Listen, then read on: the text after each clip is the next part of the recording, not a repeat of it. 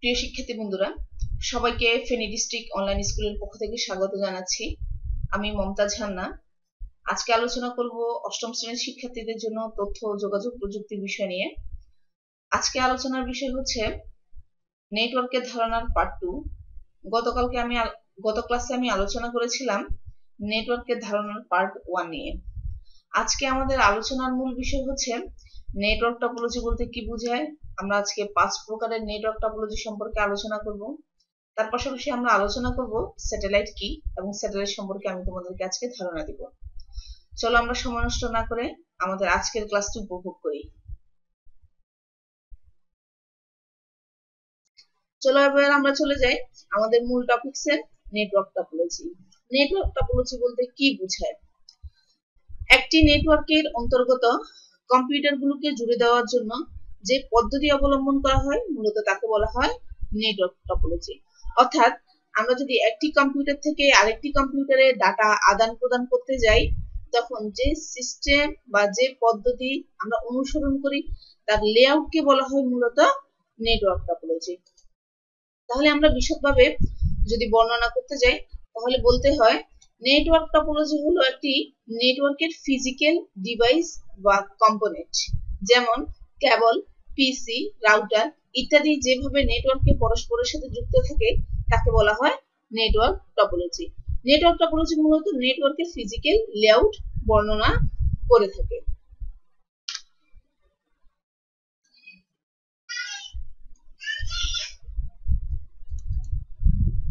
এবার আসো, এখন আমরা আলোচনা করব কয়েক প্রকারের টপোলজি নিয়ে। আজকে আমরা 5 প্রকারের টপোলজি নিয়ে আলোচনা করব। আমাদের প্রথম যে টপোলজি নিয়ে আমরা আলোচনা করব সেটি প্রথম হচ্ছে বাস টপোলজি, তারপর হচ্ছে রিং টপোলজি, তারপর হচ্ছে স্টার টপোলজি, তারপর হচ্ছে ট্রি টপোলজি, তারপর হচ্ছে মেশ টপোলজি। আজকে মূলত আমরা এই 5 প্রকারের টপোলজি নিয়ে আজকের এই অধ্যায়ে আলোচনা করব। এই সকল টপোলজি গুলো কাকে বলে, এই সকল টপোলজি গুলোর ফিজিক্যাল লেআউটটা দেখতে কেমন, এই সকল টপোলজি গুলোর সুবিধা অসুবিধা নিয়ে আমরা বিস্তারিত আলোচনা করব। আমরা এখন আলোচনা করব বাস টপোলজি নিয়ে। এখন নাম শুনে আমরা বুঝতে পারছি এই টপোলজিটা সাধারণত বাসের মতো। আমরা এখানে পাশের একটি চিত্র দেখতে পাচ্ছি বাসের। সাধারণত একটা বাস কেমন হয়? মাঝখানে একটি সারি থাকে এবং দুই পাশে কিছু সিট থাকে। এখানে দেখতে পাচ্ছি আমরা বাস টপোলজিরও মাঝখানে একটি মূল ব্যাকবোন রয়েছে এবং তার দুই পাশে কিছু কম্পিউটার রয়েছে। এই টপোলজিতে মূলত একটি ব্যাকবোন লাইন থাকে যেটির সাথে কম্পিউটার গুলোকে দুই পাশে জুড়ে দেওয়া হয়। বাস টপোলজিতে কোনো একটা কম্পিউটার যদি অন্য কোনো কম্পিউটারের সাথে যোগাযোগ করতে চায় তাহলে সব কম্পিউটারের কাছে তথ্য পৌঁছে যায়। তবে মজার বিষয় হচ্ছে সব কম্পিউটার সেই তথ্যগুলো গ্রহণ করতে পারে না। শুধু সে তার নির্দিষ্ট যে যার কাছে সে তথ্যটি পৌঁছাতে চায় তার কাছে তথ্যটি পৌঁছায়। অন্য সব কম্পিউটার তথ্যগুলোকে উপেক্ষা করে। এসো এবার আমরা আলোচনা করি বাস টপোলজির কিছু সুবিধা নিয়ে। বাস টপোলজি তৈরি করতে সাধারণত এখানে একটি ব্যাকবোন ব্যবহার করা হয়ে থাকে। এই জন্য এখানে কোনো হাব বা সুইচের প্রয়োজন হয় না। এই টপোলজিটি তৈরি করতে সাধারণত খুব কম তার ব্যবহার করা হয়। আর এই টপোলজিতে কোনো প্রবলেম দেখা দিলে সেটি সারানো খুব সহজ হয়ে যায়। বাস টপোলজি যেরকম কিছু সুবিধা রয়েছে সেরকম কিছু অসুবিধাও রয়েছে। চলো এবার দেখি আমরা বাস টপোলজির অসুবিধাগুলো কি কি। বাস টপোলজির এখানে যে দুই পাশে কিছু কম্পিউটার আমরা দেখতে পাচ্ছি, এখানে কম্পিউটারের সংখ্যা যদি বেশি হয়ে থাকে তাহলে এই টপোলজিতে বা এই নেটওয়ার্কিং সিস্টেমে ডাটা আদান প্রদানে সমস্যা দেখা দেয়, অর্থাৎ ট্রাফিক লেগে যায়। তাহলে ট্রাফিক বলতে আমরা কি বুঝি? আমরা যখন রাস্তায় চলাচল করি, রাস্তায় যদি গাড়ির সংখ্যা বেশি হয়ে যায় তখন সেখানে জ্যাম লেগে যায়। ঠিক একই রকম ভাবে বাস টপোলজিতে যদি এখানে কম্পিউটারের সংখ্যা বেশি হয়ে যায় তখন ডাটা আদান প্রদানে এখানে একটি ট্রাফিকের সৃষ্টি হয়। এটা একটি তার অন্যতম সমস্যা। আর সবচেয়ে মূল সমস্যা যেটা এই টপোলজির, এই মূল ব্যাকবোনটি যদি নষ্ট হয়ে যায় তাহলে পুরো সিস্টেমটা এখানে অকেজ হয়ে যায়। তাহলে বন্ধুরা আমরা দেখলাম বাস টপোলজি কি, বাস টপোলজির কিছু সুবিধা এবং অসুবিধা। প্রিয় শিক্ষার্থী বন্ধুরা, এবার আমরা আলোচনা করব রিং টপোলজি নিয়ে। নাম শুনে তোমরা বুঝতে পারছো রিং টপোলজি হচ্ছে বৃত্তাকার। এখানে আমরা পাশের চিত্রে দেখতে পাচ্ছি প্রত্যেকটা কম্পিউটার দুটো,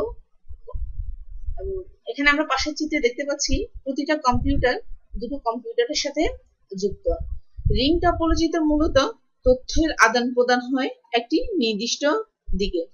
একটি জিনিস মনে রাখতে হবে, রিং টপোলজিতে কম্পিউটারগুলো শুধু বৃত্তাকার আকারে সাজিয়ে রাখতে হবে এরকম কোনো কথা নেই, তবে তাদের তথ্য আদান প্রদান প্রক্রিয়াটা অবশ্যই একটি নির্দিষ্ট দিকে বৃত্তাকার আকারে হতে হবে, তাহলে আমরা সেটাকে বলতে পারবো রিং টপোলজি। তাহলে এবার আসো আমরা রিং টপোলজির কিছু সুবিধা দেখি। এই টপোলজিতে সাধারণত এই টপোলজিটি তৈরি করতে খুব কম তারের দরকার হয়। নেটওয়ার্ক যদি ছোট হয় তাহলে খুব দ্রুত তথ্য আদান প্রদান করা সম্ভব। এরপর আসো আমরা কিছু অসুবিধা দেখি। এবার এই টপোলজিতে যদি কোনো ত্রুটি দেখা দেয় তাহলে এটি সারানো খুব কঠিন। এই জন্য পুরো নেটওয়ার্ক সিস্টেমটা, এখানে একটি জিনিস মাথায় রাখতে হবে যে রিং টপোলজির ক্ষেত্রে সবচেয়ে বড় অসুবিধা যেটা, একটি কম্পিউটার যদি এখানে নষ্ট হয়ে যায় তাহলে পুরো সিস্টেমটাই বিকল হয়ে যায়। তাহলে আমরা এই পাশে দেখলাম রিং টপোলজি কি, রিং টপোলজির সুবিধা এবং অসুবিধা। এবার আসো আমরা দেখি স্টার টপোলজি। কোনো নেটওয়ার্কের সবগুলো কম্পিউটার যদি একটি কেন্দ্রীয় হাব অথবা সুইচের সাথে সংযুক্ত থাকে তাহলে সেটিকে বলা হয় স্টার টপোলজি। এটি তুলনামূলকভাবে একটি সহজ টপোলজি এবং অনুমান করা যায় কেউ যদি খুব তাড়াতাড়ি একটি কম্পিউটার নেটওয়ার্ক তৈরি করতে যায় তাহলে সে স্টার টপোলজি ব্যবহার করতে পারে। এই টপোলজিতে একটি কম্পিউটার নষ্ট হলেও বাকি কম্পিউটারগুলো সচল থাকে, কিন্তু কোনোভাবে কেন্দ্রীয় সুইচ অথবা এই হাবটি যদি নষ্ট হয়ে যায় তাহলে পুরো সিস্টেমটাই বিকল হয়ে যাবে। তাহলে তোমরা বুঝতে পারছো স্টার টপোলজি কি। স্টার টপোলজিতে মূলত এই পাশের সবগুলো কম্পিউটার একটি কেন্দ্রীয় সুইচ অথবা হাব অথবা একটি সার্ভারের সাথে সংযুক্ত থাকে। এখন আসো আমরা দেখি স্টার টপোলজির কিছু সুবিধা। এই টপোলজি খুব কম সময় তৈরি করা যায় এবং এই টপোলজি তৈরি করতে খুব কম তারের দরকার হয়। এরপরে আসো আমরা দেখি এই টপোলজির অসুবিধাটুকু কি কি।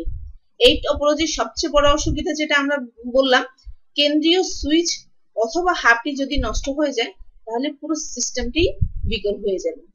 তাহলে আমরা বুঝতে পারলাম স্টার টপোলজি কি, স্টার টপোলজির সুবিধা এবং অসুবিধা। আশা করি তোমরা বুঝতে পেরেছো। প্রিয় শিক্ষার্থী বন্ধু, আমরা এখন আলোচনা করব ট্রি টপোলজি নিয়ে। তাহলে ট্রি মানে হচ্ছে গাছ, এটা আমরা সবাই জানি। তাহলে কাজেই এই টপোলজিকে গাছের মতো দেখানো হয়েছে। ছবিটা যদি তোমরা এখানে লক্ষ্য করো তাহলে তোমরা বুঝতে পারবে একটি গাছের যেরকম শাখা থেকে প্রশাখা এবং ডালপালা গজায়, ঠিক একই রকম ভাবে এখানে এই টপোলজিতেও একটি মূল ব্যাকবোন থেকে অনেকগুলো নেটওয়ার্কের তৈরি হয়েছে। মূলত একটি ট্রি টপোলজিতে রয়েছে অসংখ্য স্টার টপোলজি, অসংখ্য স্টার টপোলজি। এখন এই ট্রি টপোলজিতে রয়েছে অসংখ্য স্টার টপোলজি। এই স্টার টপোলজিগুলো, অনেকগুলো স্টার টপোলজি যদি একসাথে যুক্ত করা হয় তাহলে সেটা হয়ে যাবে ট্রি টপোলজি। এবার আসো আমরা দেখি ট্রি টপোলজির সুবিধা। এই টপোলজি তৈরি করা খুব সহজে তৈরি করা যায়, একসাথে অনেক কম্পিউটার যুক্ত করা যায় এই টপোলজিতে। আর এটা ছাড়াও এই টপোলজির সবচেয়ে বড় অসুবিধা হচ্ছে মূল ব্যাকবোন নষ্ট হলে পুরো সিস্টেমটাই নষ্ট হয়ে যাবে। মূল ব্যাকবোন বলতে এখানে আমরা এই পুরো কেবলটাকে বুঝাচ্ছি। তাহলে আমরা দেখলাম ট্রি টপোলজি কি, ট্রি টপোলজির সুবিধা এবং অসুবিধাগুলো তোমরা আশা করি বুঝতে পেরেছো। এরপরের টপিকস হচ্ছে মেশ টপোলজি। মেশ টপোলজি কি? এই টপোলজিতে কম্পিউটারগুলো একটি আরেকটির সাথে যুক্ত থাকে এবং একাধিক পথে যুক্ত থাকে। তোমরা এখানে পাশের চিত্রে দেখতে পাচ্ছ প্রত্যেকটা কম্পিউটার একটি আরেকটির সাথে সরাসরি যুক্ত। তাহলে আমরা বলতে পারি যেই টপোলজিতে প্রতিটি কম্পিউটারের সাথে সরাসরি তথ্য আদান প্রদান করতে পারে তাকে বলা হয় মেশ টপোলজি। আমরা পাশের চিত্রে মেশ টপোলজি দেখতে পাচ্ছি। এখন আসো আমরা আলোচনা করি মেশ টপোলজির সুবিধাগুলো কি কি। মেশ টপোলজির ডাটা আদান প্রদান খুব দ্রুত হয়, কেননা প্রতিটি কম্পিউটারের সাথে সরাসরি যুক্ত থাকে এই টপোলজিতে। একটি কম্পিউটার নষ্ট হলে পুরো সিস্টেমটা এখানে নষ্ট হয় না। এখন আমরা আলোচনা করব এই টপোলজির অসুবিধাগুলো কি কি। এই মেশ টপোলজি তৈরি করতে প্রচুর তারের দরকার হয়, যার কারণে এই টপোলজি তৈরি করতে প্রচুর টাকা খরচ হয়ে যায়। এছাড়াও মেশ টপোলজির নেটওয়ার্কিং সিস্টেমটা কিছুটা অন্য নেটওয়ার্কিং সিস্টেমের থেকে অর্থাৎ অন্য টপোলজি থেকে কিছুটা জটিল।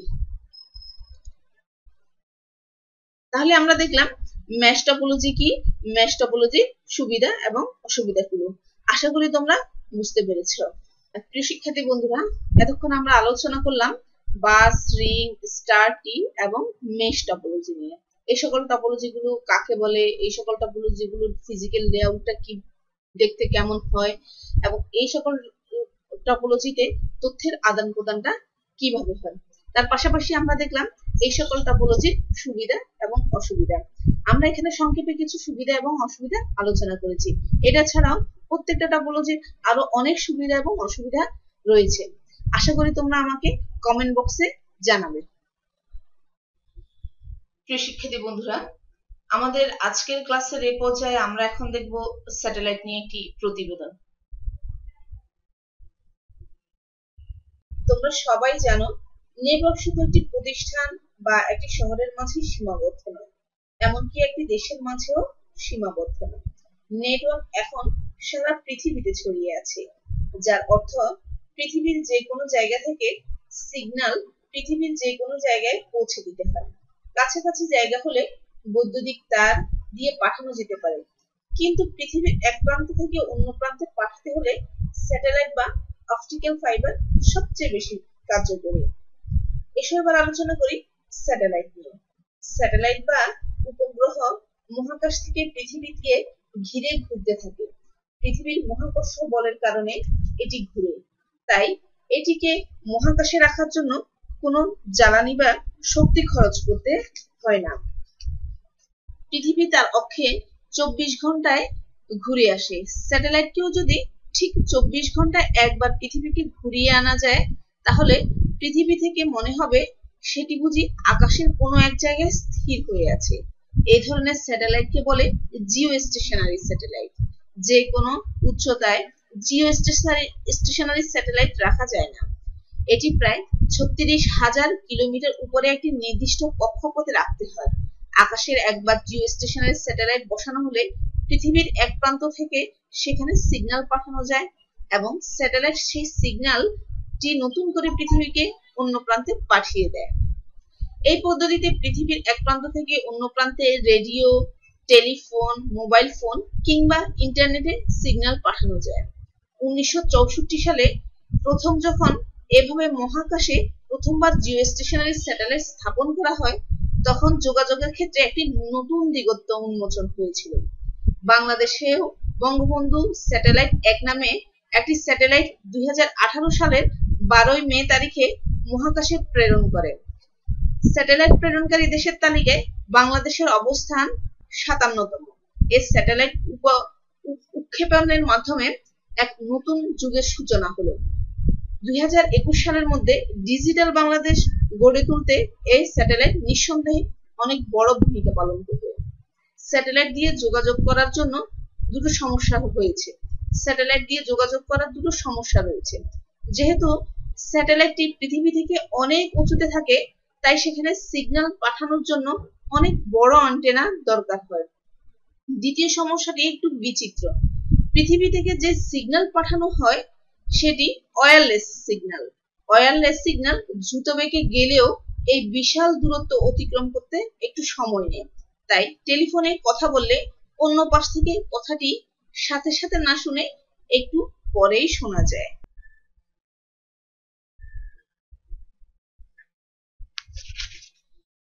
প্রিয় শিক্ষার্থী বন্ধুরা, আমরা এতক্ষণ দেখলাম স্যাটেলাইট নিয়ে একটি প্রতিবেদন।